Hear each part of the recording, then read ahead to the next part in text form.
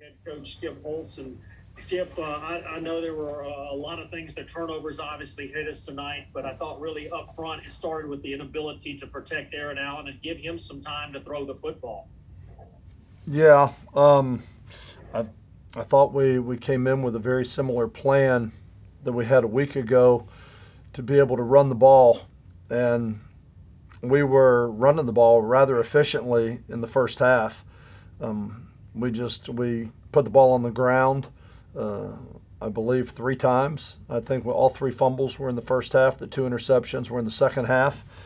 Um, we got down. I think we put our defense. Our defense started on the field, I believe, three times inside the 25-yard line with their backs up against the wall. They gave up the opening drive, but um, I thought actually kept us in it a little bit with the field position. But offensively, um, we couldn't protect the quarterback. We couldn't hold on to the ball.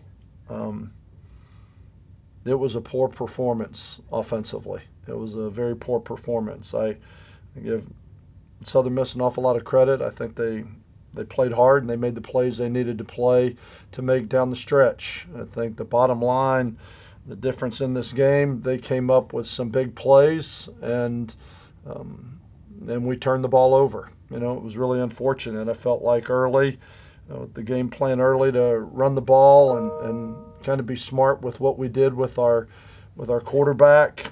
I mean, I thought we had a post early in the first half. We just missed it. I mean, there were some things we did some good things. We just weren't very sharp. We weren't very crisp as an offensive football team.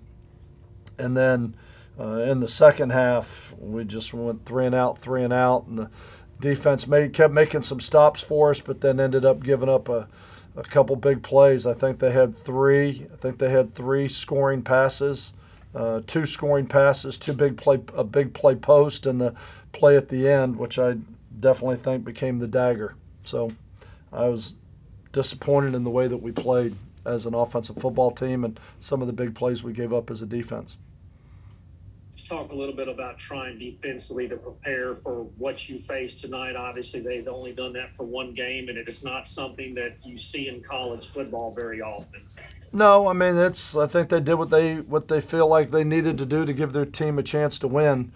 Um, they're running the Wildcat, which everybody has a portion of it, but you don't normally see it that much. This almost felt like an opening game. You really weren't sure what to expect. Where a week ago they played Frank Gore at quarterback, this week they played about five guys at quarterback, and they just kept running them all and doing what they did. I thought defensively we actually did a pretty good job against the run. The unfortunate part was the pass defense. But I thought the defense did a pretty good job of adjusting. I thought our front seven played pretty decently up front, but like I said, giving up a couple of the pass plays that we did was the frustrating part. It is hard to prepare for. Normally this late in the season you have 10 games on an opponent. We had one game on them, but I don't think the lack of film was the difference in this football game. Skip, we're going to let you go and talk to some other media. We appreciate it. We'll talk to you Monday night at Inside Tech Football. Thank y'all. All right, Ethan, do you have any more questions for Coach? Coach, unfortunate loss again, but looking into what is going to come for next year and stuff that comes for after this game, this was supposed to be a feel-good game for the seniors. How do you think they took it after this loss? Yeah, you always want to send your seniors out the right way for senior day. I think there's a lot of love in that locker room. There's a lot of disappointment in that locker room. Let me say it that way. There's a lot of disappointment, but they love each other. And I know for myself and a lot of the underclassmen in that room, we feel bad that we weren't able to send our seniors out the right way, that we weren't able to finish this game, that we weren't able to win it. But I think we all have a little bit of the burden to carry on this. I mean, you'd love to finish your season on a win at home, but unfortunately, with the turnovers and the big plays that we gave up defensively, that's not going to happen. So thinking about Aaron Allen's performance, I mean, he came out week in his second start of all season and had a great game. Tonight was complete opposite. 2 interceptions and barely putting up 100 yards. Can you speak to his performance?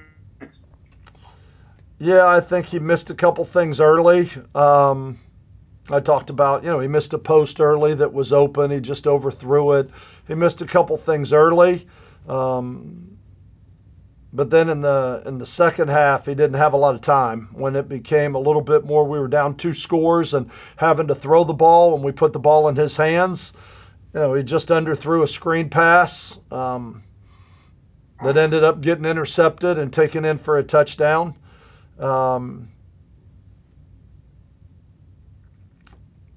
He had a couple open guys that he just missed, but I think it was there was also an awful lot of pressure on him on some of those balls a little bit later, but it wasn't one of Aaron's best performances.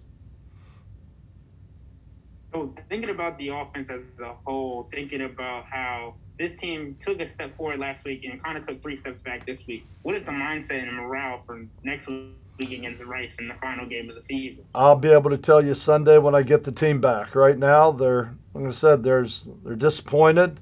I think offensively, I would like to think that they're embarrassed with our performance and how we played as a unit. But I think we'll see when we come back Sunday. If I know this football team, they'll come back Sunday, and there's 1 game left on the schedule, and there's 1 week left to play. And I think they'll do everything they can to work hard and have a great week of practice and put their best foot forward. Thank you, Coach. Thank you. I appreciate it. Thanks, Coach.